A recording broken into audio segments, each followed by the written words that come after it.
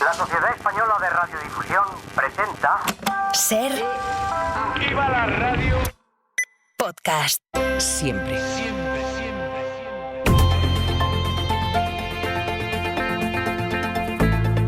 El Abierto. Ser Podcast. Hoy compartimos nuestro tiempo de análisis con Josep Ramoneda. Josep, buen día. Hola, buenos días. Con María Martínez Bascuñán. Buenos días, Mariam. Buenos días. Está también aquí Carlos Sánchez. Carlos, bienvenido. Hola, buenos días. Hay dos grandes asuntos que van a definir la crónica política y judicial y económica también de este martes. Una es la declaración de Pedro Sánchez como testigo en una imagen que no se había producido hasta ahora, la de un juez yendo al Palacio de la Moncloa para tomar declaración como testigo al presidente del gobierno, y también ese acuerdo entre las direcciones de Esquerra y el PSC, con el que abríamos a las 8 para investir a Salvador Illa y del que solo sabemos lo que ha contado una parte, que es Esquerra Republicana. En Barcelona sigue nuestra compañera Laura Pons. Laura, buen día. Hola, ¿qué tal? Buen día. Que seguiste ayer esas 10 horas, más de 10 horas de reunión de la Ejecutiva, luego la rueda de prensa posterior, tampoco breve, de Raquel Sans, porque había muchas preguntas en las que los periodistas, sobre todo, Laura, queríais que definiera bien, porque ella leyó el texto del acuerdo, por cierto que no hemos visto, no hemos podido leer ese texto, pero sí que iba leyendo ese concepto de concierto económico, que ella habla de eso porque lo traduce en que Cataluña va a recaudar y a inspeccionar el 100% de los impuestos. Sí, concierto económico solidario es el término que defienden ahora los republicanos, quienes aseguran que la Generalitat tendrá la capacidad de recaudación, liquidación y también inspección de todos los impuestos, y eso, dice Esquerra, quiere decir que Cataluña sale del régimen común. Lo explicaba la portavoz Raquel Sans. Catalunya surt del règim comú, i respecte a la recaptació, parlem de la recaptació del 100% dels impostos,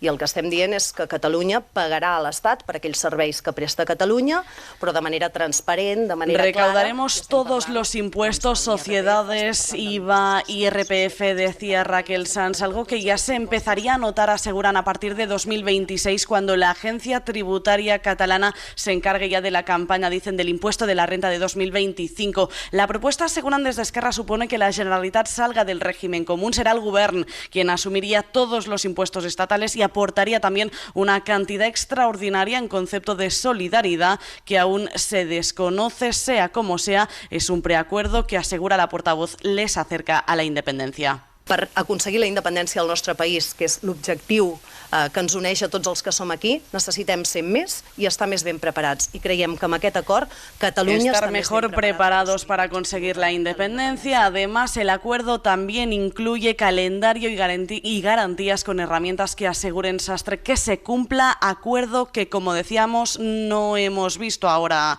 no hemos visto aún en papel. Estamos esperando que a lo largo del día de hoy podamos leer la letra pequeña para entender un poquito más qué quiere decir esto del concierto solidario, sí, que es el gran meollo. Los titulares van hoy por ahí en todas las cabeceras, aunque hay también otros aspectos. Por ejemplo, nos describías a las 8, Laura, el catalán. Sí, el preacuerdo contempla una consejería lingüística, de política lingüística. También hay otros puntos importantes, como un organismo compartido entre el Estado y la Generalitat, un consorcio para garantizar que se cumplan las inversiones. Además, también se ha cerrado una convención en el Parlamento que liderará Esquerra Republicana para resolver el conflicto político catalán. También la gratuidad del Infantil 1 en 2025, la regulación de los pisos turísticos y la promoción de las selecciones deportivas catalanas.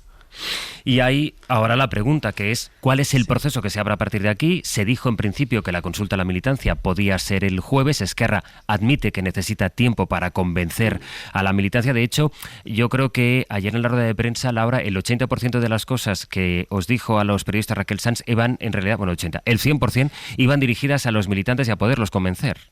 Claro, bueno, de momento lo que hay hoy son ya asambleas convocadas en las sedes territoriales, donde la dirección de los republicanos venderá ese acuerdo, intentará convencer a la militancia de que es bueno para Cataluña, porque tener la llave de la caja, dicen, les acerca a la independencia. La consulta será el viernes, será telemática de 9 a 8 de la tarde, así que se calcula que a las 8 y pocos minutos de la tarde tendremos ya el resultado vinculante y que que nos sacará de dudas de cara a la investidura de Salvador Illa. El partido tiene que resolver ahora la pregunta que hará las bases, y esto no es un tema menor. Fuentes de Esquerra dicen que quieren que sea sencilla, algo tipo ¿estás de acuerdo con el preacuerdo? Y que las bases voten pues sí, no o en blanco. Una pregunta, sin embargo, que aún tienen que elaborar y que pueden hacer decantar el sentido del voto según cómo la formulen. Si nos fijamos, por ejemplo, con la pregunta que hicieron en 2019 para la investidura de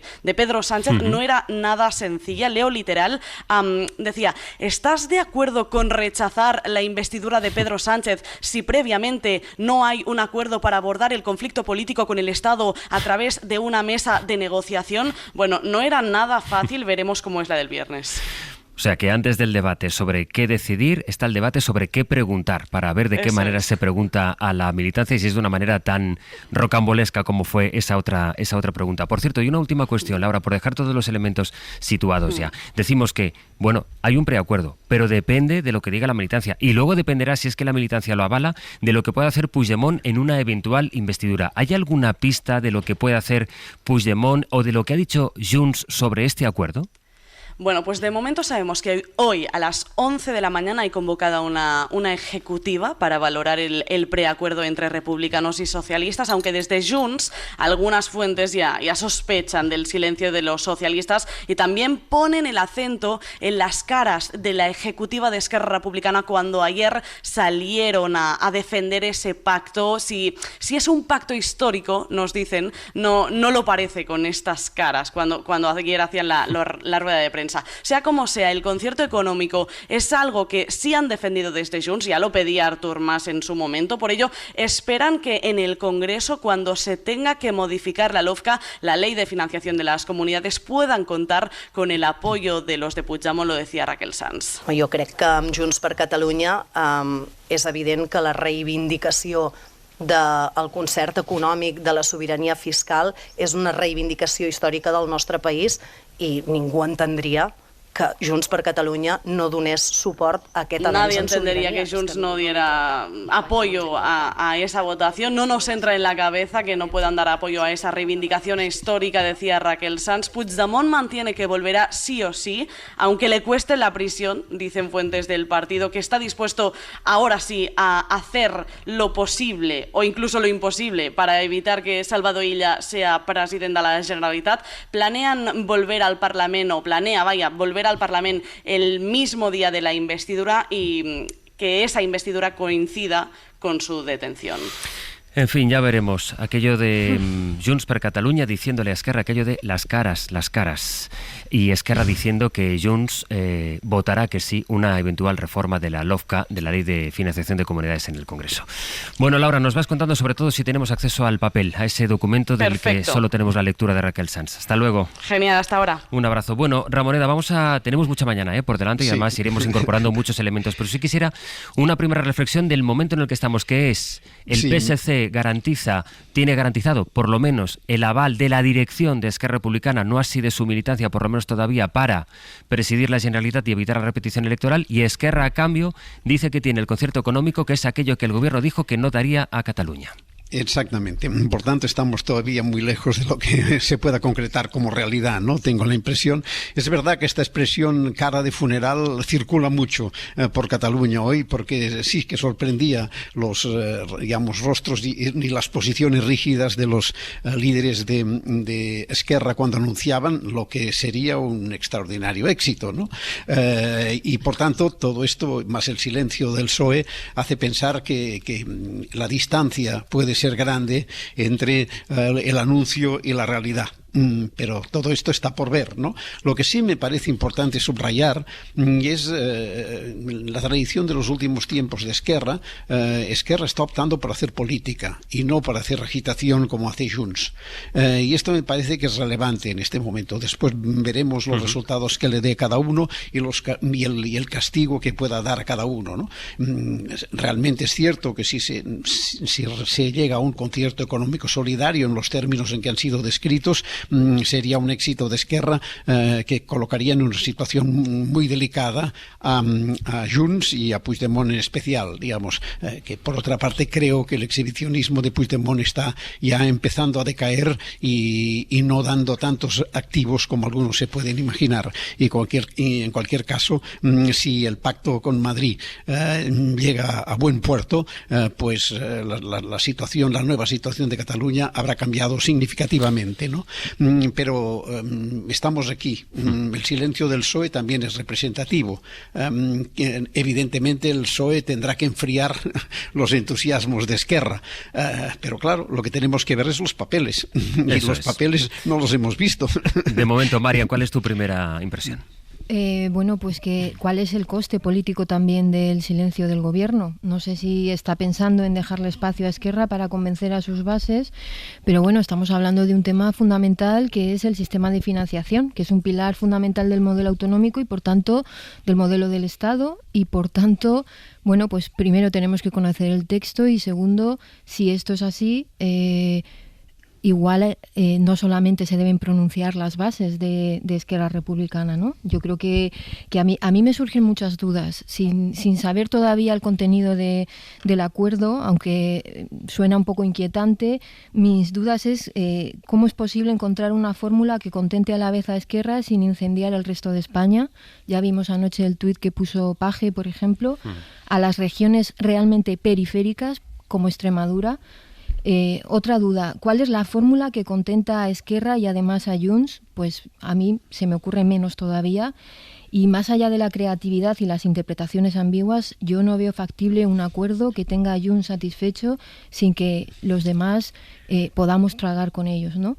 Y ahora imaginemos también a una región rica yéndose de ser solidaria con las regiones más atrasadas en PIB per cápita y además llamar a esto un acuerdo progresista. Yo creo que sencillamente Cataluña no se puede disociar del régimen común. Carlos. Me quedo con lo que decía anteriormente Ramoneda, en el sentido de que una cosa es el anuncio y otra cosa es la realidad. Yo creo que sabemos tampoco en un aspecto tan complejo como es la financiación autonómica, que realmente es de los aspectos más complejos desde el punto de vista para poder entenderlo racionalmente, y menos en la radio para comentarlo de una manera rápida.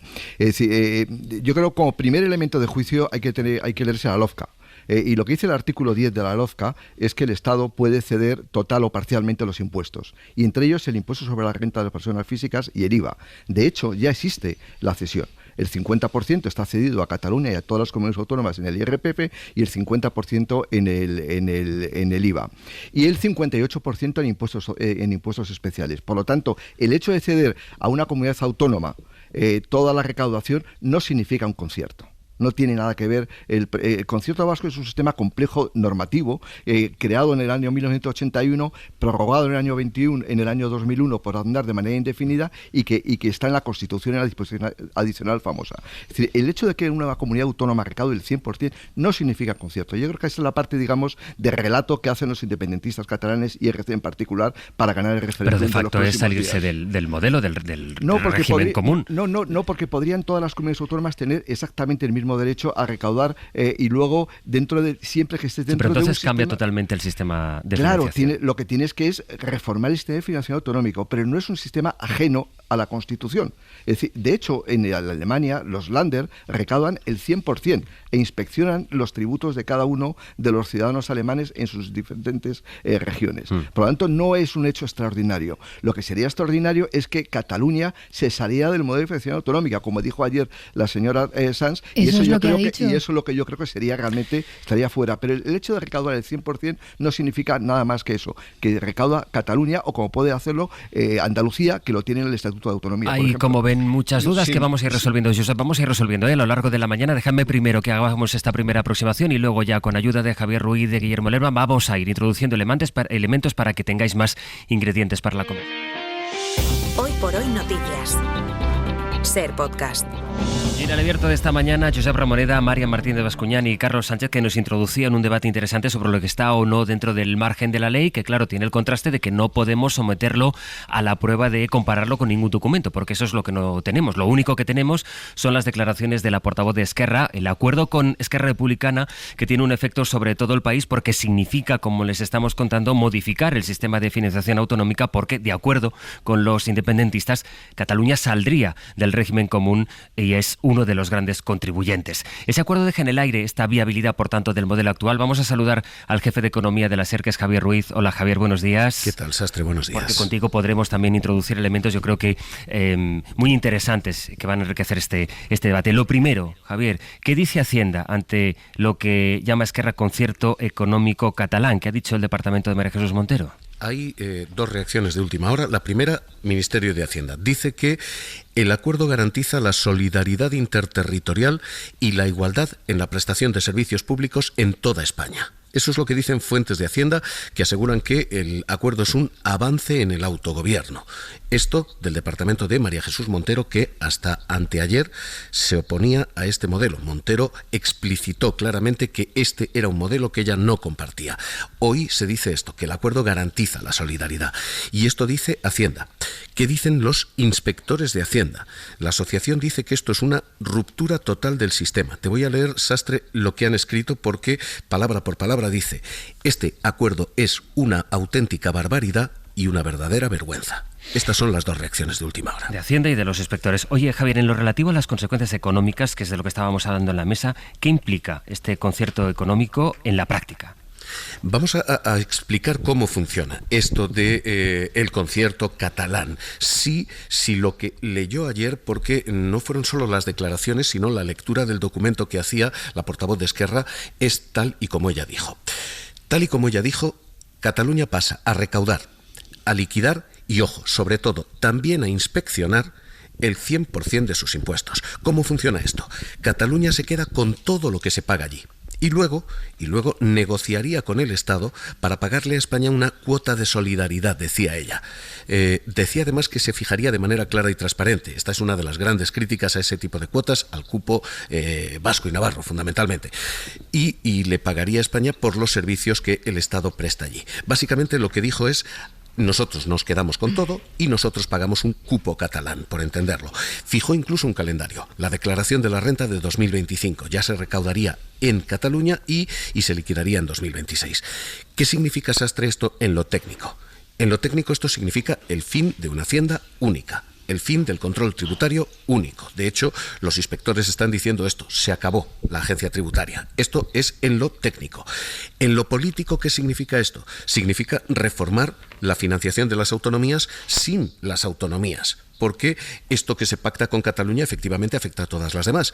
Y en lo económico, deja en el aire la viabilidad de todo el modelo. ¿Por qué? Porque las autonomías ponen en el régimen común 8.815 millones para la solidaridad. Esa es la última liquidación. Las pagan Madrid 6.300, Cataluña 2.300 y otros 300 Baleares. El sistema significa que Cataluña va a negociar ahora año a año ese cupo, esa cuota de solidaridad con España, y que sacas del sistema de financiación el 24,5% de toda la solidaridad autonómica. 1 de cada 4 euros acaba de salir de ese sistema y ahora se negocia bilateralmente. Si el cupo dice: oiga, los 2.000 que pagaba antes, ¿los sigue usted pagando?, entonces ese sistema se sostiene. Pero si Cataluña negocia esa solidaridad a la baja, ¿qué tenemos? Tenemos un sistema de financiación autonómica más recortado, más escueto, menos generoso y más problemático para todas las demás autonomías. Y que acabaría siendo reformado por esta vía en la negociación de un pacto de investidura, cuando hay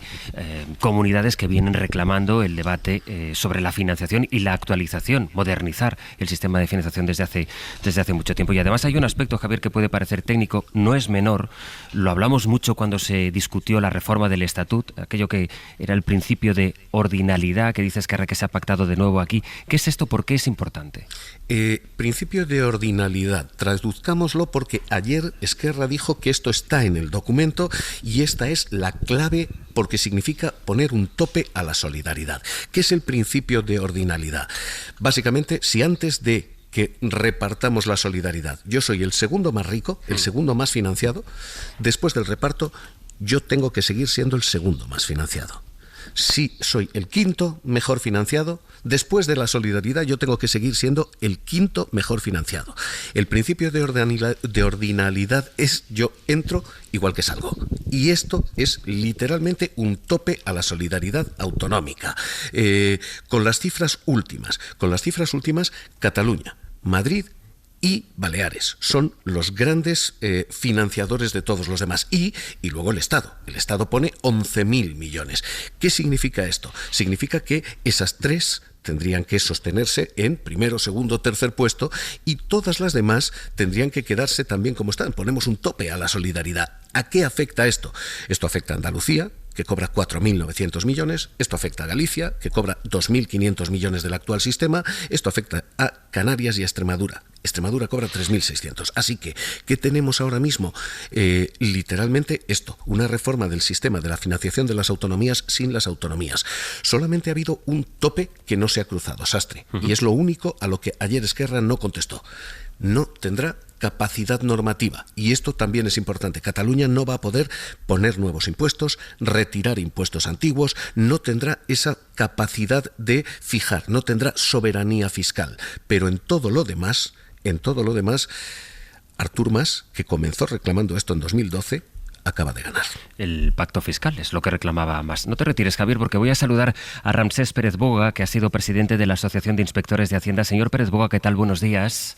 Hola, muy buenos días. Somos conscientes de que estamos hablando a partir de un anuncio político que hizo la portavoz de un partido en un contexto político muy concreto, dirigiéndose sobre todo a su militancia, y que no tenemos ni el documento ni una comparecencia del Gobierno, de la ministra de Hacienda, ni siquiera del Partido de los Socialistas de Cataluña, con quien se ha negociado. Pero en base a lo que escuchó a usted ayer, ese concierto económico solidario del que habla Esquerra Republicana de Cataluña, ¿usted eso cree que encaja dentro de la Ley de Financiación de Comunidades, de la LOFCA? No, ese es el gran problema de lo que se está ahora mismo hablando, que efectivamente es un anuncio político, tenemos que leer la letra pequeña porque puede variar, pero los principios que se están hablando están poniendo en tela de juicio lo que hasta ahora ha sido la financiación de las comunidades autónomas. Existían dos regímenes especiales contemplados en la Constitución que tenían su razón en digamos, cuestiones históricas, ¿no?, de independencia, pero que verdaderamente ya se había avisado de que esos regímenes de alguna manera pues podían afectar a la solidaridad entre todas las comunidades autónomas en la medida que tenían una financiación completamente diferente de la financiación común.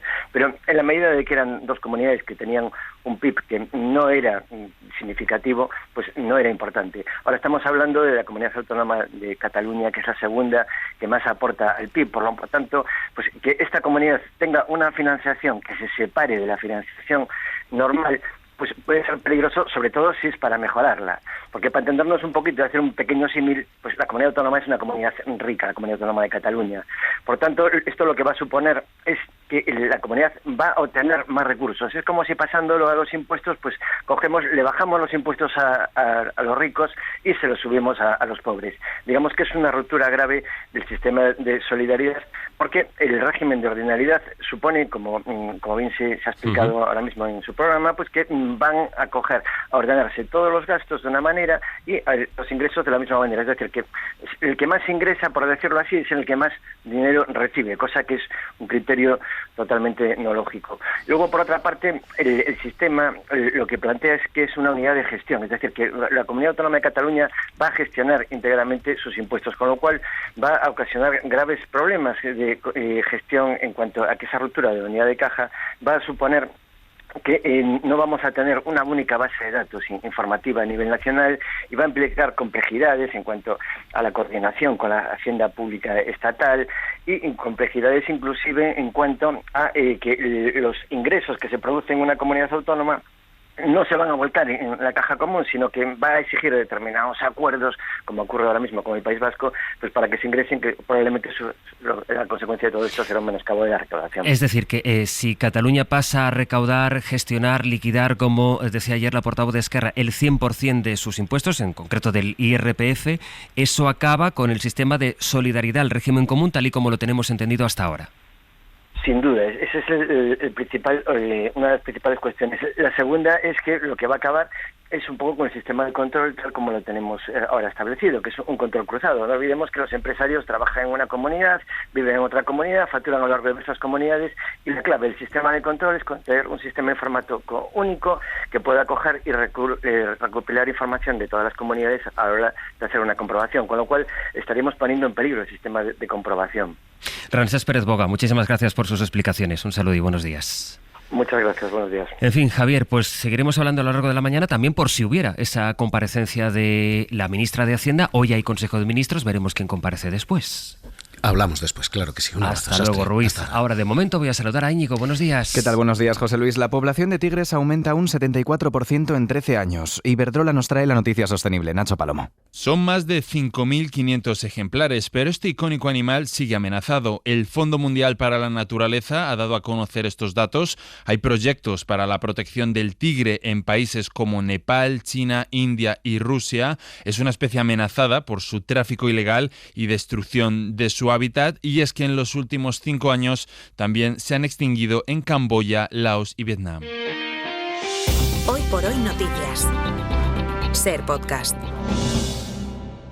Estamos comentando en el abierto, pendientes de la reacción o las explicaciones que pueda dar el Partido Socialista y el Gobierno sobre el acuerdo con Esquerra para investir a Salvador Illa como presidente de la Generalitat. Hoy habrá Ejecutiva Federal del PSOE, pero hay más noticias hasta ahora. De hecho, Gillian, se acaban de publicar 2 indicadores económicos muy relevantes. El dato del IPC, de la inflación en este mes de julio, y también el del Producto Interior Bruto, el crecimiento económico del segundo trimestre de este año. Javier Ruiz, hola de nuevo. Sí, ese crecimiento económico se mantiene fuerte en España. Ha crecido un 0,8% la economía española en el segundo trimestre. Eso significa que en el último año crecemos un 2,9%, el interanual. 2 claves explican ese dato. Primero, el sector exterior, que está tirando con mucha fuerza, crece al 3,6%. Y segundo, el consumo de las familias, que también aumenta considerablemente, un 2,3%. Así que, primer dato, buen crecimiento económico fuerte, 2,9% interanual. Segundo dato, precios. Y esta es la buena noticia en la cesta de la compra. La inflación baja 6 décimas hasta julio, hasta el 2,8%. Se modera la inflación en general, se modera la inflación de los alimentos y se modera la inflación subyacente también al 2,8%. En la agenda del día, lo más inmediato en lo político es el último Consejo de Ministros de este curso político, que será dentro de media hora, a las 9:30. El Gobierno va a aprobar hoy el anteproyecto de ley para frenar el consumo de alcohol en menores. Además, Sanidad está preparando un plan para reducir el uso, en realidad la prescripción de antidepresivos en España. Aquí se dispensan cada día casi 3 millones de dosis. Mario Laurido. El consumo de psicofármacos es mucho mayor en mujeres que hombres, 3 veces más. Es mayor en rentas bajas que altas, 8 veces más. Ante el alarmante aumento, Sanidad se ha marcado como objetivo acabar con el abuso de la prescripción, que no se receten tantos antidepresivos, pero los médicos alertan de que es peligroso generalizar porque hay pacientes que los necesitan de por vida y denuncian la falta de psicólogos. En las consultas de primaria admiten que calman sufrimientos por problemas laborales, económicos o familiares y no por trastornos o enfermedades mentales. Verónica Olmo. Son muchas veces ellos los que solicitan y demandan constantemente esa medicación porque anestesia esas emociones que se sienten mal. España, Reino Unido y Portugal son en Europa los países con mayor consumo de antidepresivos. Lo siguiente esta mañana en la agenda es la declaración del presidente del Gobierno, de Pedro Sánchez, ante el juez que investiga la actividad profesional de su mujer, de Begoña Gómez. Eso será a las 11 de la mañana también en la Moncloa. Se va a grabar en vídeo y estará presente Vox en representación de la acusación popular. Y después los 20 nuevos vocales del Consejo General del Poder Judicial van a elegir a su presidente, que será también presidente o presidenta del Tribunal Supremo. Por lo demás, ya en los Juegos Olímpicos Duro tenemos a la delegación española compitiendo ya esta mañana. Sí, porque la mañana de hoy nos deja mucho deporte en París para la delegación española. Está compitiendo y está ganando con solvencia Pablo Avián en su debut en los Juegos en bádminton. Lo está haciendo en el primer partido de su grupo en la Chapelle con solvencia. Además, a esta hora, 9 de la mañana, comienza la participación de Fátima Gálvez y Mar Molné en tiro olímpico, y este martes nos va a dejar partidos de equipos. Esta mañana en 1 hora el hockey hierba masculino, y en 2 horas a las 11 contamos en Carrusel el segundo partido clave. Se la juegan de la España de básquet ante Grecia, y un deporte que debería estar en marcha pero que se ha terminado aplazando por el estado de las aguas del Sena es el triatlón. Tenía que haber comenzado a las 8 de la mañana y sin embargo se ha aplazado al miércoles. Aquí están en torno a la mesa del abierto, Josep Ramoneda, Marian Martínez Bascuñán y Carlos Sánchez haciéndose la tertulia encima porque llevan un ratito sin poder intervenir escuchando lo que nos ha dicho Javier Ruiz y lo que nos ha contado también quien fue responsable de los inspectores de Hacienda. Josep, voy a retomar el hilo contigo. Hay muchos aspectos políticos que quiero que comentemos, pero por retomar contigo las impresiones a partir de ese concierto del que habla Esquerra Republicana. Bueno, la primera cosa que sabemos, que no teníamos claro antes, es que hay un acuerdo, porque se supone que desde el momento que el Ministerio de Hacienda lo ha reconocido, pues hay un acuerdo. Lo que no sabemos mucho más lo que también sabemos son dos cosas, que este acuerdo tiene que pasar por las bases de Esquerra y por el Congreso. Y esto puede ser determinante en cualquiera de los dos sentidos. Parece que estos son dos datos que tenemos que tener presente. La segunda cuestión, es un acuerdo importante y que es importante saber realmente la efectividad y la probabilidad de progresar que tiene, porque significa un momento de cambio significativo en Cataluña, que sería el ciclo el fin de un ciclo, que es el ciclo del llamado procés, y que por tanto dejaría a Junts significativamente aislada y entraría en una dinámica nueva la sociedad catalana, y esto no se puede olvidar. Me parece que es un factor central, y esto explica el permanente movimiento de Puigdemont, del que cada vez sale, digamos, más desfigurado, y que en este momento ya está muy extendida en Cataluña la idea de que el regreso de Puigdemont tiene que cerrar definitivamente una etapa, ¿no? Porque las circunstancias, todo es distinto. Y evidentemente Esquerra juega sus cartas, y Esquerra tiene que hacerlos después de los malos resultados que tuvo en las elecciones anteriores, pues tiene que hacer valer lo que ha hecho en el pasado en la relación, en los pactos con la izquierda, intentar demostrar que ella es capaz de llegar donde no ha sido capaz de llegar Junts hasta el momento presente, es decir, a unos resultados que pueda presentar como muy significativos y satisfactorios, ¿no? Pero esa lectura, Josep, en Cataluña, ese, digamos, bálsamo o fin del procés o cambio de etapa, que ya veremos, porque dices el regreso de Puigdemont, que pueda dar una cierta normalidad. Bueno, si Puigdemont lo que quiere es llegar y impedir, boicotear, una investidura salvadorilla, eso desde luego no se va a producir en esos términos, pero luego pero es que no tiene la posibilidad de bloquearlo. Bueno, veremos también qué movimiento puede producirse entre las bases de Esquerra, que son las que en este momento tienen el voto. Aquí hay uno de los problemas. Y luego, una de las razones de la contención de esta situación, de esta incomodidad de Esquerra, es esta. Claro. ¿Qué harán las bases? Y ¿no? luego, pero tengo la sensación de que una vez todo el grupo, el diverso grupo dirigente de Esquerra ha apostado por esta carta, pues las bases no fácilmente se resistirán. Pues mira, ahora, tienes ya tú más confianza de la que tiene la dirección en la propia militancia. Pero ahora puede haber otro factor, que es el haber llevado quizás demasiado lejos la presentación del acuerdo, obligue al gobierno a dar una respuesta, digamos, que rebaje la expectativa que ha generado Esquerra. Y esto sí que puede ese es el otro punto a las bases de Esquerra. Porque o sea que estás analizando el impacto que pueda generar en el sentido de, bueno, el gobierno puede decir, oye, pues mira, Salvador Illa en la Generalitat, esto de alguna manera certifica, abrocha esta imagen de fin del procés, pero sí. A cambio de este acuerdo para una investidura, lo que sale de aquí es que Esquerra Republicana dice que se va a cambiar el modelo de financiación que llevan las comunidades durante mucho tiempo pidiendo, y habla de un concierto económico que el gobierno hasta ahora decía que no iba a dar. Evidentemente, el problema político es evidente. Claro. Pero ahora sabemos, ahora Esquerra ha vendido el producto. Ahora falta, segundo, ver el producto, y tercero, que el PSOE o el gobierno lo venda desde su perspectiva. Carlos. ¿Y entonces dónde cuadra todo esto? Decía José María Cuevas, que fue, como todo el mundo sabe, presidente de COE muchos años, que él negoció mucho, su vida la pasó negociando.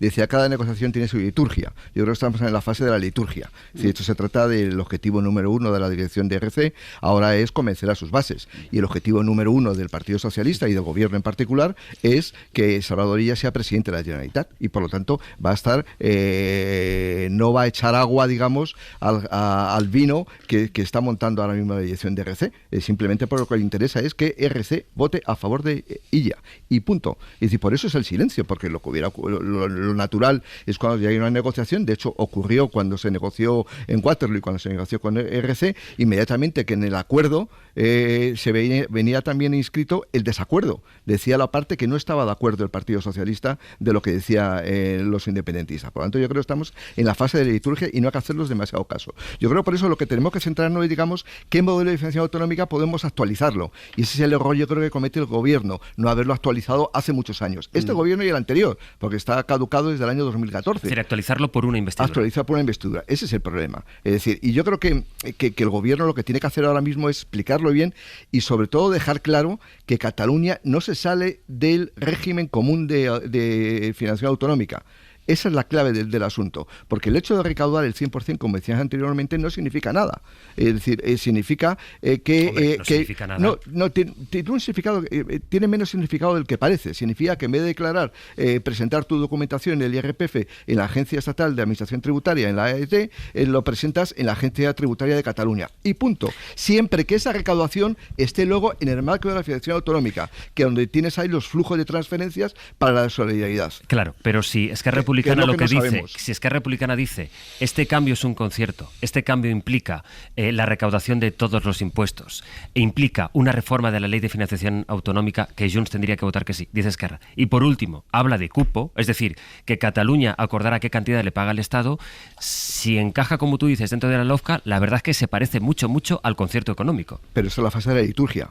Me cuesta mucho creer que el gobierno acepte una ley de concierto como la tiene el País Vasco o la tiene el Convenio Navarro. Escucha a Mariam y luego voy contigo, Josep. Escucha primero. Déjame escuchar a Mariam primero. Es que el problema es este. El problema es un problema de fondos y de formas. De formas es que no sabemos realmente lo que se ha negociado. Y yo aquí me voy a adoptar la posición, vuelvo a periférica. Estamos centrándonos en lo que interesa en Cataluña, ¿no? A Esquerra le interesa que esto pase por sus bases y al PSC le interesa investir a ella. Bueno, pues yo me salgo de Cataluña y me voy a la periferia. ¿Cuáles son las implicaciones para el resto de España de este cambio político que supuestamente se está produciendo en Cataluña? Porque es lo que decía antes Javier, se está negociando el sistema autonómico sin los afectados, se está reformando el sistema de financiación de las autonomías sin las autonomías y además como moneda de cambio de una investidura.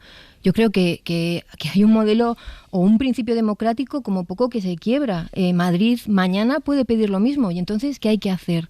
Se va a tocar un núcleo constitucional, pero sin decir que se está tocando, sin acuerdo con nadie más, expulsando a quien discrepe, porque aquí también tenemos que salir ya del método polarizador, ¿no? De los que se rasgan las vestiduras siempre diciendo se rompe España, pero luego están también los que caricaturizan esto, ¿no? Ya están los que se rompe España. Bueno, yo creo que esto merece un debate mucho más serio y sobre todo mucha más información, porque además de Cataluña está el resto de España. Ramoneda. No, sí, era un simple detalle, ¿no? Yo creo que no es porque sí, que salvo que cambien de última hora, que estas cosas a veces ocurren, la idea de Esquerra es que los militantes voten el jueves. ¿Por qué tanta prisa? Pues porque no ha habido tiempo de entrar en esas enmiendas. Han dado un poco más de margen el viernes. La idea inicial era el jueves, pero lo han ampliado al viernes. Me parece que esta es la razón, ¿no? Ya les han enseñado el programa de máximos. Bueno, pues ya votan a favor y después los arreglos ya llegarán, ¿no? Estoy en este sentido en la idea de Carlos de que estamos en la fase de la liturgia de la negociación política. Esto no quiere decir que sea posible que al final se rompa. Esto siempre puede ocurrir, ¿no? Y insisto, hay otro elemento importante. Esto tiene que pasar por el Congreso. Sí, desde luego. Si se reformara la ley de financiación autonómica, eso tiene que pasar por el Congreso de los Diputados. Por tanto, será un debate que llegará al Congreso en algún momento, ¿no? Guillermo Lerma, buenos días. De nuevo, Sastre. Una de las cosas que está apareciendo recurrentemente en nuestro análisis esta mañana es ese silencio de Hacienda, del que solo tenemos la frase que nos destacaba antes Javier Ruiz, eso que dice Hacienda de que el acuerdo garantiza la solidaridad interterritorial y la igualdad en la prestación de servicios públicos en toda España. Esto es lo que dice hasta este momento, a las 9:15 de la mañana, el Ministerio de Hacienda, pero es verdad que en el Partido de los Socialistas acumulan semanas sin salir, es algo, en fin, que puede entenderse dentro del contexto de una negociación que por lo visto ya ha terminado entre las direcciones, pero también en el Partido Socialista, que remiten a la Ejecutiva, que será a la 1 de este mediodía. Sí, a la 1:30 de la tarde en concreto se va a producir esa reunión de la Ejecutiva Federal. Por ahora el PSOE remite a la rueda de prensa habitual de cada martes tras el Consejo de Ministros. Será previsiblemente, por tanto, la portavoz del Gobierno, Pilar Alegría, quien haga esa primera valoración, porque por ahora, como venimos contando, en Ferraz y en la Moncloa guardan silencio. Quieren los socialistas que sea Esquerra la que fije el marco, el primer relato sobre el alcance del acuerdo, conscientes de que son ellos, los republicanos, quienes tienen que convencer a las bases para que ratifiquen el apoyo a Salvador Illa. Lo único que celebran algunas fuentes del Ejecutivo es lo que supone políticamente el pacto, que es, dicen, acercar a su candidato a la Generalitat de Cataluña. Pero de ser cierto lo que cuentan los republicanos y de ser cierto que el PSOE apoya la salida de Cataluña de ese régimen común, si atendemos a lo que ha explicado Esquerra, el acuerdo supondría políticamente algo más. Supondría que los socialistas estarían sobrepasando una línea roja que ellos mismos se han puesto. Hasta la saciedad nos habían repetido en la Moncloa, en Ferraz y en el PSC, que no estaban dispuestos a conceder a los republicanos una suerte de concierto económico catalán. Lo que Esquerra Republicana siempre ha planteado en esa reforma del modelo es una suerte de concierto económico para Cataluña. Yo no comparto el concierto económico para Cataluña. Es que no creo que tenga ningún sentido el que nosotros hagamos carpetas distintas de un tema que es común. O sea, es que no nunca lo hemos planteado en esos términos. Siempre hemos dicho que hay que impulsar una reforma global del modelo de financiación autonómica. Es María Jesús Montero, la número 2 del PSOE, ministra de Hacienda. Según Esquerra, el PSOE habría aceptado algo que durante toda la negociación el PSOE nos decía que no aceptaría. Un concierto catalán, han llegado a afirmar algunas fuentes socialistas durante la negociación, supondría desestabilizar al país, sería un agravio para el resto de las comunidades. Esos eran los argumentos que daban hasta ahora. Veremos cómo asumen los socialistas esa contradicción, si es que entienden que la hay, y cómo gestionan también el rechazo interno que genera en el propio PSOE ese acuerdo, ese concierto económico para Cataluña, porque tanto Asturias como Castilla-La Mancha, dos comunidades presididas por el PSOE, ya habían advertido de que no aceptarían un trato desigual. Ayer se pronunció en redes sociales el presidente de Castilla-La Mancha, Emiliano García Paje. Los que estamos en política desde la izquierda, decía, para combatir la desigualdad no podemos dedicarnos a ampararla y mucho menos a protegerla. Ese era el mensaje que escribía Paje en redes sociales. El Ejecutivo aseguró que cualquier cambio que se pactara con Esquerra para Cataluña tendría que ser extensible al resto de territorios, estar siempre en el marco del Estatut. Y otra clave, Sastre, será qué apoyos tienen Esquerra y PSOE para sacar adelante una reforma de una ley orgánica en el Congreso. Eso es lo que dice Esquerra, que contiene ese pacto. Eso supondría, por tanto, que tendrían que lograr el respaldo de Junts y de todos los socios parlamentarios, de todos los grupos, por ejemplo, que componen Sumar, entre los que hay dudas. Algunos ya habían mostrado su rechazo a una reforma de la financiación que solo afectase a Cataluña y no al resto de territorios. Guille, gracias. Hasta luego. Vamos hablando a lo largo de la mañana. Carlos, esta es la situación en la que está ahora mismo el PSOE, que no solo tiene la oposición interna, decía Guille el tuit de Paje, veremos qué dice Barbón también, veremos qué dice el PSOE andaluz, también el peso de la hemeroteca. Escuchábamos a María Jesús Montero decir que estaba en contra de una suerte de concierto económico. Sí, por razones obvias, que decir, el anclaje constitucional que tiene el concierto vasco y el navarro es la Constitución española, pero no habría ningún anclaje legal para un concierto a la catalana. Es que sería absolutamente inconstitucional y por lo tanto no tienen más remedio que decir eso, porque es así. Es decir, no es constitucional un concierto a la catalana, porque no tiene ningún anclaje. Es decir, cosa que es distinto en el caso vasco y navarro. Y por lo tanto, estamos en unas circunstancias puramente de ruido político, en el sentido de que hay el objetivo número uno, insisto con la idea, es que ella sea presidenta de la Generalitat. Y mientras tanto van a aguantar, bueno, para no chafar el referéndum del próximo viernes. Hoy por hoy noticias. Ser Podcast. Saludo a esta hora a David Junquera. David, ¿qué tal? Buenos días. Hola, muy buenas, Astre. Nos decía Guille cuál es la posición del Gobierno, cómo justifican este silencio, que es el que no tiene la oposición, especialmente el Partido Popular, una vez que conocimos anoche el acuerdo y cómo lo vendía Esquerra Republicana. Sí, se va desperezando el Partido Popular, que en principio parecía estar a la espera de conocer la letra pequeña de ese acuerdo que había anunciado Esquerra, pero ya van cayendo los tuits. El último, hace unos minutos, el del presidente de la región de Murcia, de López Miras. Parece que el presidente del gobierno y el Partido Socialista vuelven a mentirnos, a ignorar la Constitución, van a meter la mano en el bolsillo de los españoles para mantener a Sánchez en su sillón, a la espera del siguiente chantaje de los independentistas. La región de Murcia no lo permitirá. Algo parecido decía anoche Ayuso. Sánchez apuntala a la dictadura bolivariana y rompe la caja común de los españoles, todo en un mismo día. No nos quedaremos quietos, decía la presidenta madrileña. En el caso del presidente de Aragón, Jorge Azcón, decía que si el acuerdo alcanzado entre Sánchez y los independentistas para hacer presidente a ella rompe el sistema fiscal del régimen común y permite a Cataluña recaudar y liquidar impuestos, estamos hablando de un acuerdo ilegal y mi gobierno hará todo lo que jurídicamente esté en su mano para impedir semejante atropello a la Constitución. En la cúpula ahora mismo silencio. Sí que hay un tuit de la portavoz del PP en el Senado, de Alicia García, interpelando directamente a García Page. Que Sánchez es capaz de todo ya no nos sorprende, como tampoco que esté dispuesto a todo para seguir en la Moncloa. García Page, ¿está el PSOE dispuesto a tragar con todo?, le preguntaba Alicia García. De momento silencio en el resto de la cúpula. Hay una rueda de prensa del portavoz Miguel Tellado a eso de las 12 en el Congreso de los Diputados. Astrid Junquera, gracias. Gracias. Este es el alambre por el que tiene que transitar ahora el gobierno en esto que Carlos, que Ramoneda han llamado liturgia, que ya veremos cómo va evolucionando en las próximas horas y, sobre todo, qué explicación le da el Gobierno en cuanto empiece la rueda de prensa posterior al Consejo de Ministros, de un día que está muy cargado, en realidad, en la agenda del presidente del Gobierno. En 5 minutos empieza en la Moncloa esa reunión del Consejo de Ministros, el último de esta temporada, de esta larga temporada política que tantas elecciones ha tenido. Luego a las 11 saben que recibe en la Moncloa al juez Peinado y por la tarde acabará en Palma, en el despacho veraniego que tiene siempre el presidente del Gobierno con el rey. Quedémonos en lo que hay justo en mitad de esa agenda, que es esa imagen que no se había producido hasta ahora, la de un juez de instrucción que acude al Palacio de la Moncloa para tomar declaración y grabarla en vídeo al presidente del Gobierno. Pedro Jiménez, ¿qué tal? Buenos días. ¿Qué tal? Buenos días. Algo que se producirá dentro de hora y media. No sé, Pedro, si va a haber imágenes o no de eso. Sí que va a grabar, como digo, la declaración en la que va a participar también, o va a estar por lo menos, la abogada de Vox que ejerce la acusación popular en el caso.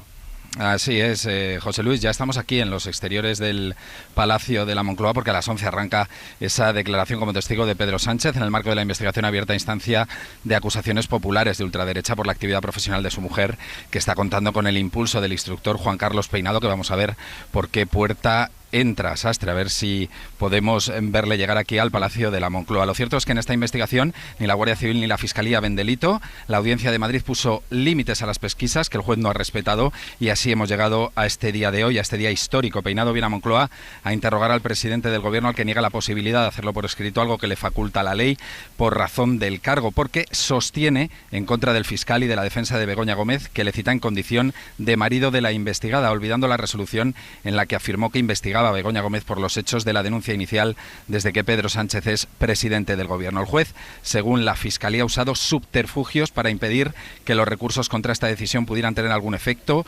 Es una decisión inútil a juicio del fiscal porque todo el mundo puede negarse a declarar en causas que afecten a su pareja.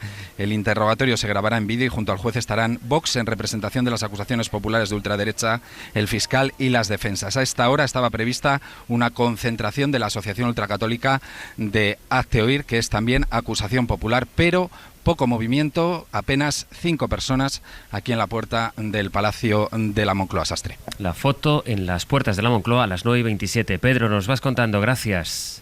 Un abrazo. Había una cosa que nos contaba esta mañana Miguel Ángel Campos a las 8 de la mañana y es el contraste entre la instrucción, por ejemplo, del juez Peinado y la instrucción que está haciendo, la investigación que está llevando a cabo el juez Ismael Moreno en torno al caso Koldo, con la investigación que afecta o que implica de alguna manera al exministro Ábalos. Campos, buenos días. Hola, buenos días. Y hay algunos mensajes que parecen escritos por parte de Ismael Moreno, casi, bueno, que pueden interpretarse como mensajes para jueces o el juez Peinado en este caso, cuando dice: cuando haces una instrucción no tienes por qué aplicar al pie de la letra todo lo que te dice una acusación popular. los jueces que hablan a través de sus resoluciones. Un Ismael Moreno, el instructor del caso Koldo, el titular del juzgado número 2 de la Audiencia Nacional, que también investiga una causa que afecta al gobierno con imputados, que también investiga una causa que afecta al partido del gobierno por el caso de las mascarillas en el Ministerio de Transportes y que no está en cuestión por nadie, por ningún medio de comunicación en este país, esa instrucción. Pues bien, Ismael Moreno acordaba una batería de diligencias ayer, después de que el Supremo le devolviera la mayor parte de la causa. Y al contrario que el juez Peinado, el juez Moreno utiliza un auto y no una providencia para exponer sus argumentos mediante el que rechaza las diligencias solicitadas por la ultraderecha de Vox. Entre ellas, la declaración como testigo del diputado José Luis Ábalos. El juez Moreno recalca en su auto que las acusaciones populares, cito literal, no tienen el derecho ilimitado y omnímodo de proponer las diligencias de investigación y que un juez no está obligado a asumirlas. Lanza además el juez Ismael Moreno otro dardo respecto a la petición de Vox para que declare Ábalos. Dice que solo deben acordarse las diligencias esenciales y no pueden ni prolongarse indefinidamente ni utilizarse para otros fines que no sean el esclarecimiento del hecho concreto, so pena de convertirse por una inaceptable corruptela en un nuevo procedimiento, desvirtuando su naturaleza. Es literal. Campos, gracias. A ti, buenos días. Buenos días. Es relevante, Carlos, este contraste, ¿no? Muy relevante, ¿no? Que un compañero de la Audiencia Nacional lo diga tan claramente, ¿no? Sin mencionar nombres, pero me parece muy interesante la percepción. Por algo, yo creo que se entiende perfectamente de todos los ciudadanos que han pasado por cualquier juicio, cualquier procedimiento penal o civil o lo que sea. Los jueces en España tienen tanto poder que es necesario que lo ejerzan con prudencia. Es decir, en todas las profesiones en las que alguien tiene demasiado capacidad para influir sobre las personas y sobre los bienes, hay que hacerlo con prudencia. Y un juez, sobre todo estamos hablando de una institución como la Presidencia del Gobierno, se llame Pedro Sánchez o cualquier otro político. Yo creo que esa imprudencia dice muy poco en favor del juez. María. Sí, yo creo que es evidente que este juez está hiperventilando, ¿no? Y me parece que ya es intolerable el espectáculo al que hemos llegado a día de hoy. Se está construyendo un caso por vía de la instrucción y no solo eso, por vía de la instrucción judicial estamos debatiendo, por ejemplo, las capacidades de Begoña Gómez para tener una cátedra extraordinaria sin que la mayoría de la opinión pública sepa lo que es una cátedra extraordinaria, o se está cuestionando la propia autonomía o el gobierno de la universidad para otorgar esas cátedras extraordinarias, ¿no? Yo creo que estamos totalmente fuera del marco donde deberíamos llevar este debate. O sea, estamos por un lado en la derecha que ve casos de corrupción por todas partes, estamos por otro lado en la izquierda que ve la salida es la defensa siempre de la democracia, pero yo insisto, hay que volver al origen del problema, que es que en España no hay un sistema eficaz para tratar los conflictos de intereses de los familiares y cónyuges políticos. Este es el problema real y sobre todo el problema de hiperventilación de este juez y el descrédito del poder judicial en su conjunto, ¿no? Ramoneda. No, lo último que se puede permitir un juez es la frivolidad, y esto a mí me parece tremendo. Es decir, es un caso de frivolidad de libro, es decir, una cosa que se sostiene sobre casi nada, y convertir eso en un espectáculo y llegar incluso a ser el primer juez que va a la presidencia y al gobierno a interrogar al presidente como testigo es realmente, no sé, me parece que alguien tendría que poner orden en estas cosas y que es que no tendría que ser necesario, tendría que salir de la propia cultura de los jueces, como ocurre afortunadamente en muchos de ellos, probablemente en la mayoría de ellos, que hay que actuar con un sentido del respeto, de la distancia, de evitar el ruido innecesario, todo lo que se puede exigir a una persona que tiene tarde o temprano que dictar una sentencia, que no es ninguna frivolidad. Porque además hace muchos daños a los propios jueces y a la credibilidad del sistema judicial. Es decir, ya no es el daño político que puede hacer porque hace a Pedro Sánchez, que será un problema del Partido Socialista o del propio presidente del gobierno. Es un daño institucional también a la magistratura. Es decir, porque un juez que actúa de esta manera tan irresponsable está poniendo en cuestión, digamos, la independencia de los jueces. Y la inmensa mayoría de los jueces en España actúan de manera profesional, de manera prudente, de manera objetiva, según su conciencia conciencia y lo que tengan en cuenta ellos que debe ser así, pero desde luego no puede ser que alguien actúe de una manera tan irresponsable que está fuera de lugar. Yo me imagino qué pasaría si todos los jueces de España actuaran de esta misma manera. Pues habría cantidad de testigos que hacían declaraciones inútiles, como es en este caso. Le preguntamos aquí hace unos días a Manuel Cancio, el profesor catedrático de Derecho Penal, qué utilidad dentro más allá de todas las lecturas políticas que pueden hacerse, pero dentro del proceso penal, qué utilidad para una instrucción, que es lo que está llevando a cabo el juez Peinado, puede tener una declaración a la que él acude. Va a tomar declaración a Pedro Sánchez en calidad de Pedro Sánchez ciudadano, no por nada que tenga que ver o que haya tenido conocimiento en calidad de presidente del gobierno, y luego cuando Sánchez tiene derecho, tiene la dispensa de poderse negar a declarar en tanto que es su mujer, ¿no? Otra cosa es que me imagino que es lo que hará Sánchez, ¿no? La disociación. Claro, sí, pero la fuerza, lo que va a tener fuerza es que en los próximos días vamos a ver en todos los medios de comunicación la grabación de Pedro Sánchez declarando lo que tenga que declarar ante el juez. Esa es la fuerza de Probablemente no. Pero es que ¿creéis realmente que declara? No, pero la imagen, lo que tiene la fuerza es la imagen.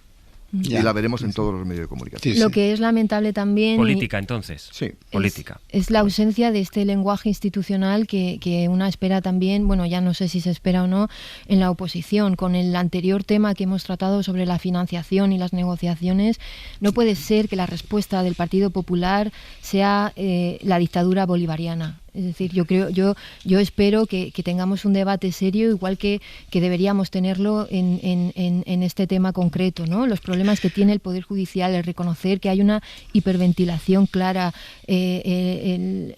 no sé, yo esperaría un poco más, sinceramente, del Partido Popular y sobre todo que adoptara ya y que se comportara con ese perfil institucional. ¿Cuándo ha hecho el Partido Popular, cuando ha dicho en el Parlamento el Partido Popular alguna idea sorprendente e interesante? Siempre juega el mismo sistema, la descalificación. Y esto es muy triste. Ya sé que es un poco la lógica del yo gano si te derribo a ti, pero es muy triste y esto no favorece en absoluto la relación de la ciudadanía con la democracia, francamente. El otro día, Lilo, estaba acordándome ahora de la conversación que teníamos, la tertulia que teníamos cuando supimos que en el texto, en la cuestión de constitucionalidad, que el Supremo elevaba al Constitucional precisamente sobre la ley de amnistía, el Tribunal Supremo hablaba de golpe de Estado. Que bien nos contaba Campos que en la sentencia que dictó el Supremo, de hecho, muchos de los magistrados que sentenciaron el procés suscribían este texto que lo elevaban al Constitucional, no aparecía el concepto de golpe de Estado, que es verdad que es una idea que no está en el Código Penal. Sin estar en el Código Penal, el Supremo evitaba hablar de golpe de Estado en la exposición de la sentencia cuando sentenció sobre el proceso, y sin embargo sí citaba varias veces, creo que eran 8 o 7 veces, las veces que hablaba de golpe de Estado. Entonces, claro, nos preguntábamos si el Supremo no le está hablando al Constitucional, porque esta idea de golpe de Estado no está en el Código Penal, ¿a quién le habla el Tribunal Supremo, ¿no? Si le está hablando al conjunto de la ciudadanía para que entendamos qué valoración hacía, en este caso, nada más y nada menos que el Supremo, sobre lo que ocurrió y sobre la amnistía. Yo creo que en este caso concreto el Tribunal Supremo respira por la herida. Es decir, cuando hacen la sentencia... Déjame contar, en la obligación que tiene el Supremo de llevar a la institución que considere lo que ellos consideren que tengan que llevar. Solo faltaba. Ellos tumban la idea de un acto de rebelión por lo que sucedió en el 2017 en Cataluña y lo llevan a sedición. Entonces pensaban que he rebajado la calificación penal de este delito y por lo tanto el gobierno espero que me comprenda. Y han visto que el gobierno ha llevado adelante la amnistía y están respirando la herida porque se sienten, digamos, traicionados por el gobierno por haber sacado adelante la amnistía. Ellos colaboraron para que no hubiera demasiado delito y al final se encuentran con esa circunstancia. En fin, 24 horas después vamos a cambiar de asunto, de declararse triunfador de las presidenciales, de que lo proclamara la autoridad electoral de Venezuela, Nicolás Maduro. Vamos a explicar un poco cómo están las cosas horas después de esas elecciones. Maduro, que no ha presentado las actas de votación que le exigen los observadores internacionales, se lo exige el gobierno. Ayer entrevistamos aquí al ministro Álvarez, también la Unión Europea, incluso las Naciones Unidas. Entre tanto, ha expulsado a los diplomáticos de los países que cuestionan su victoria. Sonido de algunas de las calles de Caracas. Hemos visto conatos de violencia que dejan al menos un fallecido y decenas de detenidos. Y en Caracas la estamos escuchando desde primera hora. Sigue la enviada especial de la SER, que es Berta Reventós. Hola, Berta, de nuevo. Hola, ¿qué tal? ¿Cómo estáis? Bueno, los líderes de la oposición, encabezados por María Corina Machado, han dicho esta madrugada que tienen pruebas que demuestran el supuesto fraude electoral de Maduro, que acusa de promover una escalada de violencia, Berta, en Venezuela. Jornada postelectoral de alto voltaje en Venezuela. Nicolás Maduro ha sido formalmente proclamado presidente electo del país, lo que ha generado una oleada de manifestaciones y represión en las calles que se han saldado con un muerto y varios heridos. Poco después, la oposición, que el domingo no reconoció los resultados oficiales, ha anunciado que por fin disponía de la información necesaria para confirmar que Edmundo González es el ganador de las elecciones presidenciales con más de 6 millones de votos. Escuchamos a María Corina Machado, líder antichavista. Tenemos cómo probar la verdad. Lo logramos.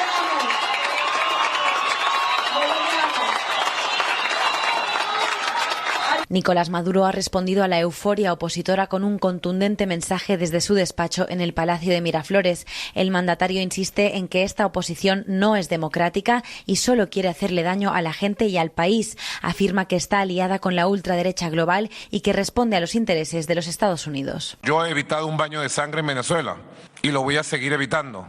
Y la revolución bolivariana es la única garantía de paz y estabilidad de este país. Ahora se entiende más, ¿verdad? Tanto el chavismo como el antichavismo han convocado a sus partidarios hoy en las calles. Se espera una jornada de movilización masiva en la que de facto se estarán midiendo las fuerzas de cada una de las facciones. Berta, muchas gracias. Gracias a vosotros. La información, Mariam, 24 horas después, en las que ayer decíamos, bueno, se abre un compás de espera para ver por dónde irá cada una de las candidaturas. Bueno, ya lo estamos viendo. Dice María Corina Machado que ella tiene las actas. No hemos visto esas actas, pero según las actas digitalizadas tendría 6 millones de votos, y le está pidiendo la comunidad internacional a Nicolás Maduro que enseñe las actas. Tampoco las hemos visto, para acreditar la victoria que le ha atribuido el Comité Electoral Nacional.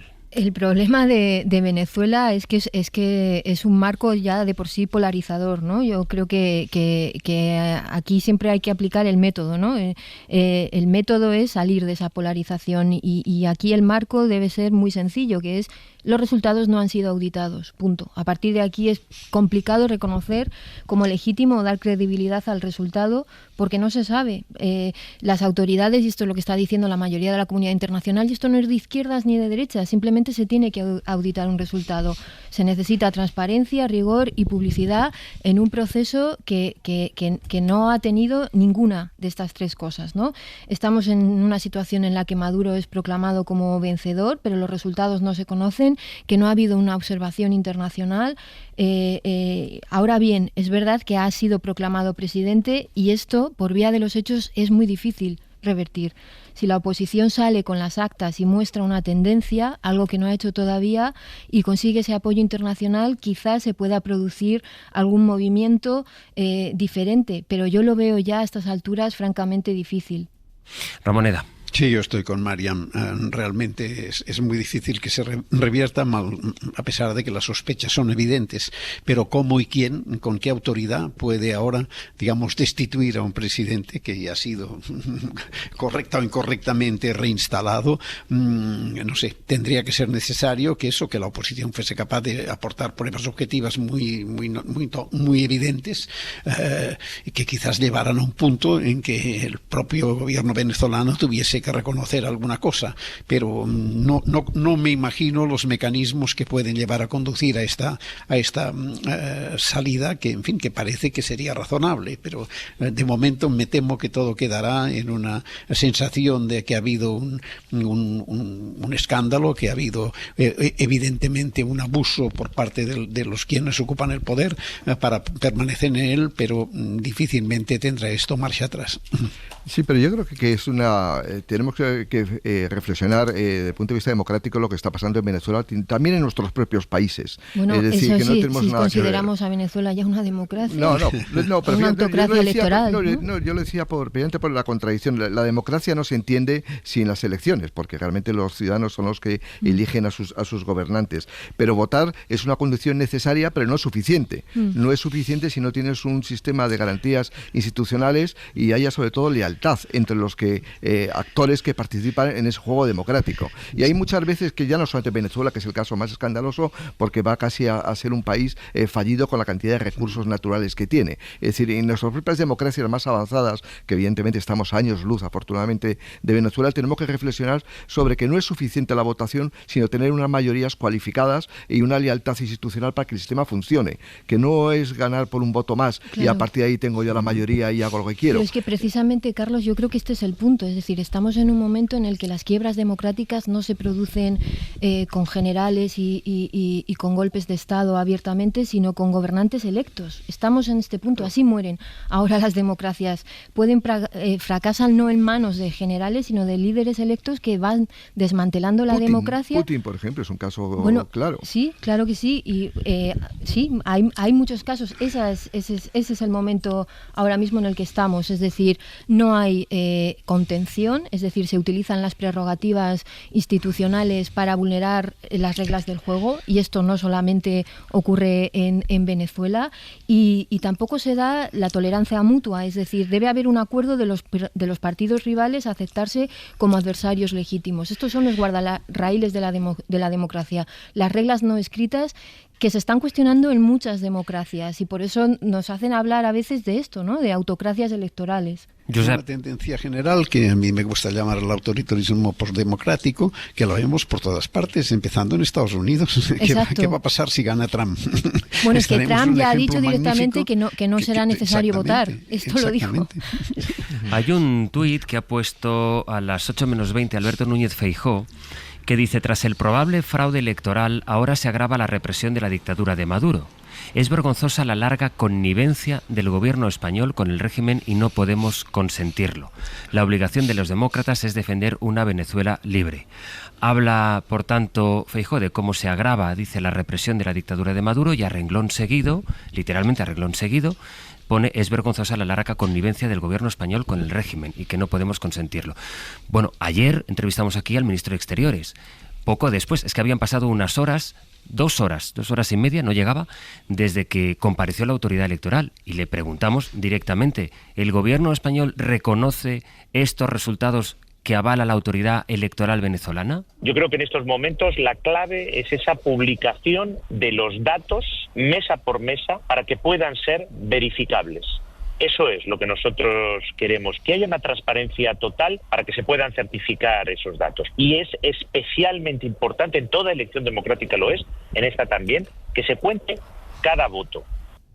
No parece que sea la declaración de alguien que es connivente con la represión. Sí, esto tiene mucho que ver con lo que decía Mariana ahora, quiere decir que al final la democracia es un sistema de valores en la que lo que nos preocupa es lo que ocurre en Venezuela. No podemos llevar a los asuntos políticos domésticos lo que ocurre en Venezuela, quiere decir, porque estás en el fondo engañando a los pobres venezolanos. El problema es Venezuela. El problema no es la política interior de España, el papel que pueda tener Zapatero, que pueda tener Pedro Sánchez o cualquier otro dirigente del Partido Socialista. El problema es Venezuela. Y utilizar eso lo que hace es crear todavía más polarización, más conflicto, más tensión, que yo creo que sí es necesario. Hay que llegar a acuerdos sobre consensos básicos. Y unos consensos básicos es resolver los problemas de Venezuela en la medida que podamos, y sin ingerir en su libertad o en su autonomía. Y luego, sobre todo, que Feijóo explique en qué se diferencia su posición de la del gobierno. Es decir, lo que está diciendo el gobierno es lo que está diciendo la comunidad internacional. Se tiene que garantizar la transparencia, el rigor y la publicidad de todas las etapas del conteo electoral. ¿Está usted de acuerdo con esto, señor Feijóo? ¿Sí o no? Pues entonces esa es la posición del gobierno. No sé por qué está buscando aquí un conflicto. Bueno, sí lo sé. Feijóo nunca ha hecho otra cosa desde que está en política, que decir algo que pueda parecer que es una denuncia de Pedro Sánchez. Qué lapsus. Creo que Felipe González no está contento con ese lapsus que acabas de tener, Ramoneda. No, entre otras cosas porque cada vez está más cerca de Feijóo. Bueno, las 9:47. Hay muchos asuntos que hemos discutido esta mañana y que hemos traído a la mesa del Abierto. Básicamente tres, que son los tres grandes carriles por los que circula la información de este 30 de julio. Por una parte, ese acuerdo entre las direcciones de Esquerra y del PSC. Por otra parte, la imagen que está a punto de producirse en la Moncloa, que no tiene precedentes, esa declaración del juez Peinado, que tomará declaración a Pedro Sánchez, y luego el asunto de Venezuela, como estamos discutiendo. Sin embargo, no quisiera que orilláramos un asunto al que, como saben, dedicamos en la medida de lo posible todos los esfuerzos que podemos, porque no nos parece normal que este país sea el país que más ansiolíticos consume. Y hoy en el informativo de las 8 nos contaba Mariola Lourido. Hola Mariola, buenos días.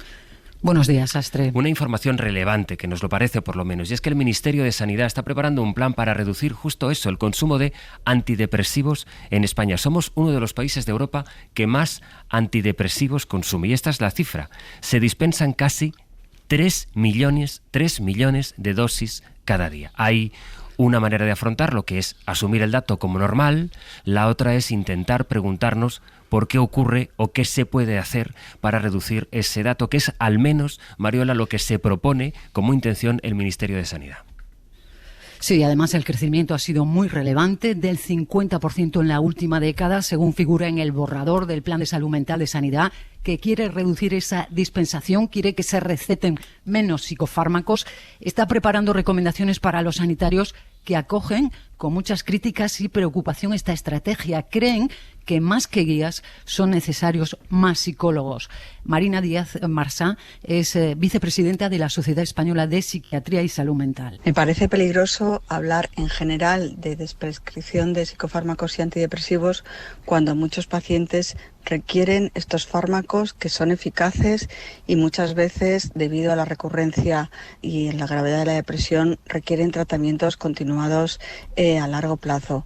Causas de este aumento alarmante, pues el estilo de vida estresante. En las consultas de primaria, con mucha sobrecarga laboral, y esto es importante, reconocen que calman mucha ansiedad y sufrimiento, no por trastornos o enfermedades mentales, sino por problemas laborales, económicos, familiares, sociales o por una mala gestión de los duelos. Verónica Olmo es doctora y experta en el tema de Semergen. Son muchas veces ellos los que solicitan y demandan constantemente esa medicación, porque es lo que al final en muchas ocasiones anestesia esas emociones que se sienten mal, que no se llevan bien, y resolvemos parte del problema, ¿no? Hay además datos muy interesantes, las 3 diferencias en el consumo. Las mujeres consumen más antidepresivos que los hombres, 3 veces más, por ejemplo, en la franja de edad de 70 a 74, y el récord de dispensación se da en mujeres de 80 a 84. Hay diferencias económicas. El consumo es mayor en rentas bajas que altas, 8 veces más, y diferencias demográficas. La dispensación es mayor cuanto más pequeño es el municipio, según señala ese documento de sanidad al que ha tenido acceso la cadena SER y en el que se justifica la necesidad de esa desprescripción. El Ministerio quiere que se receten menos antidepresivos. Ese es el propósito del Gobierno. También habría que preguntar qué ocurre en las listas de espera.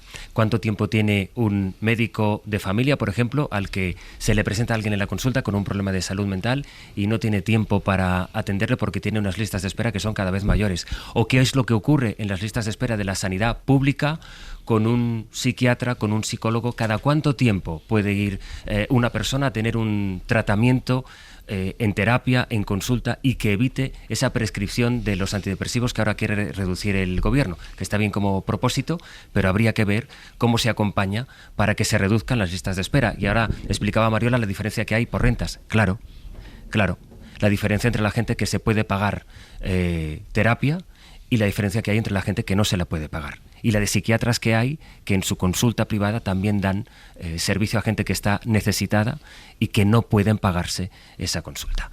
Bueno, Mariola, que nos vas contando. Muchas gracias.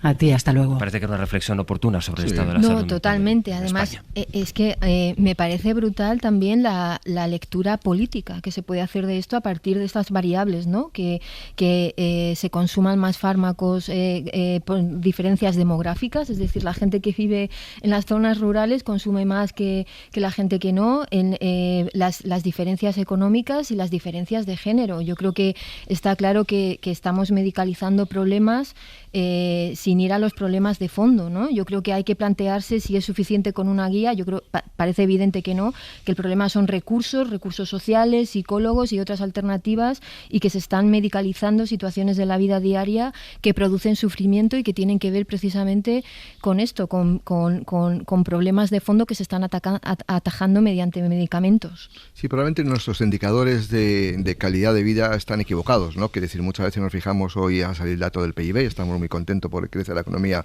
alrededor del 3%, y nos fijamos mucho en la productividad, pero nos fijamos muy pocos en los índices de calidad de vida. Y yo creo que ahí tenemos que reflexionar como sociedad. Es decir, en sociedades muy avanzadas como la nuestra, hay veces que ser tan competitivos, querer ser tan productivos, te lleva a unos deterioros de la calidad humana, de la calidad personal, que yo creo que le damos muy poca importancia. Contigo cierra Ramoneda. No, este país siempre ha producido la sensación de que es un país de un bienestar alto, ¿no? Bueno, pues es un dato que nos obliga a reflexionar sobre esto. A mí me choca que aquí haya mucho más uso de estos instrumentos que en otros países, porque me parece la sensación es de que en general el bienestar está bastante, pero quizás sea una impresión que nos hemos construido a nosotros mismos, ¿no? Y cuando he visto que las mujeres más que los hombres, que en los pequeños municipios, bueno, vas entendiendo así que pues muchas lacras que todavía están muy instaladas y que en el fondo tienen la soledad como elemento estructural. Sí. Y con Sergio Castro, que como siempre cuando está acabando el abierto se acerca sobre esta mesa para anunciarnos los contenidos que tenemos preparados a partir de las 10. Hoy, la verdad hoy hay mucha cosa. ¿Ah, sí? Sí, hay mucha cosa. Hoy es el típico día que vamos a trabajar todos en equipo. De 10 a 11 depende de nosotros. ¿Eso no es cada día? No. Vale. No exactamente. Porque de 10 a 11 depende de nosotros, más concretamente de Kiko Llaneras y de Pascual Donate, ahora lo explico. Pero a partir de las 11, amigos, depende de Sergio Jariolo, Rudy Fernández y compañía, porque hay partido de básquet y porque necesitamos ganar. Pero Jariolo, estamos contigo. Todo a su orden. De 10 a 11, es decir, en Ya vamos a seguir explicando, como cualquier otro martes, un país a través de un sitio concreto. Lo hemos hecho ya en 2 ocasiones. Hemos hablado de un país a través de sus farmacias, también a través de sus camas, y hoy lo vamos a hacer a través del lujo, exactamente a través de las urbanizaciones de lujo. Eso es. Hemos mandado a Pascual Donate a una urbanización de lujo, no se verá en otra igual. A Kiko Llaneras lo vamos a tener aquí explicando la cuestión. Y vamos a ver qué pasa y si nos explica bien y nos representa bien cualquier país a través del lujo de una urbanización, de un barrio, de ricos. Tú sabes lo que quería hacer Pascual, ¿no? Quería hacer la conexión desde dentro de una casa, de una de estas. Dije, mira, Pascual, igual quedémonos en la calle y ya... Damos menos apuro. Y ya vemos. Y damos no llamamos tanto la atención. Y es verdad que después ya depende de Sergio Jariolo. Toca Grecia contra Antetokounmpo. Fácil, ¿no es? No es una tarea pequeña. Perdimos el sábado contra Australia. Sí. Que Dios nos acoja. Justo hubo un momento que yo pensaba que podíamos ganar, ¿eh? Porque nos pusimos incluso... Sí, pues hubo un momento que nos pusimos, incluso por encima. Ya, pero no. Pero luego no. Luego lo de la realidad y estas cosas. Bueno, a ver si hoy con Grecia hay suerte. De momento... Yo despido a Josep Ramoneda, María Martínez de Bascuñán y Carlos Sánchez. Gracias. Buenos días. Y hasta la próxima. Buenos días. Hasta luego.